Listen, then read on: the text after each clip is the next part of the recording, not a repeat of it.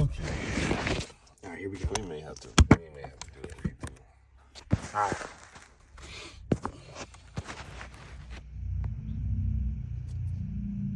Motorcycle noise. All right, Dad. I've been learning about the conflict theory, and it just says that people and groups are always competing for power or resources. Do you think that that's true in society? Yeah, I think it's absolutely true in society, especially when you think about something like race. Mm-hmm.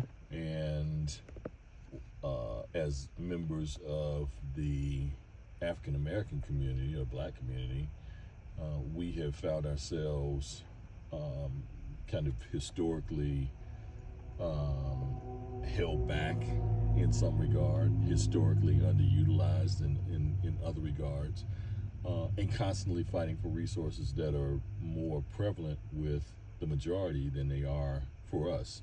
And when I say resources, I'm talking about money. Right. So, as a community, we have always looked for ways and means that we can get more resources financially for things like going to college, Mm-hmm. scholarships, scholarship monies that are made available to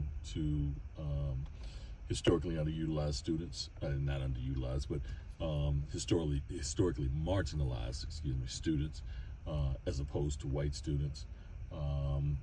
With that comes getting into the workforce, Right. and getting into the workforce at such a level that you can make more money, more resources for one's personal use and the community's use. So yes, it's been a fight for a long time, a push for a long time to try and put that on more even ground. Yeah. I mean, then there's also functionalism, which is just a different theory to conflict theory, and it's just the idea that every part of society has a role, like organs in a body. Do you think everything really has to work together for the society to run smoothly? Like, Yeah, like, like, like even like jobs like from the chancellor of A&T to a janitor. absolutely. It used to be a thing when the Obamas were in the White House, and people would always make the comment, and I'm just going off of your comment of the Chancellor of A&T, James L. Martin, versus a janitor on the campus. And there was a thing when the Obamas were in the White House where they talked about, or President Obama himself talked about treating members of his cabinet the same way that he treated the maintenance staff or the janitors in the building.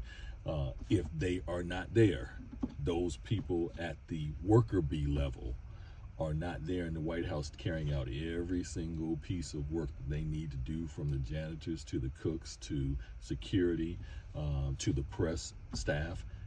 If all of those pieces aren't working as one, they're going to be components of that administration that fall off. So yeah, things all have to work together, and even again in our own community, young and old working together, like me and you.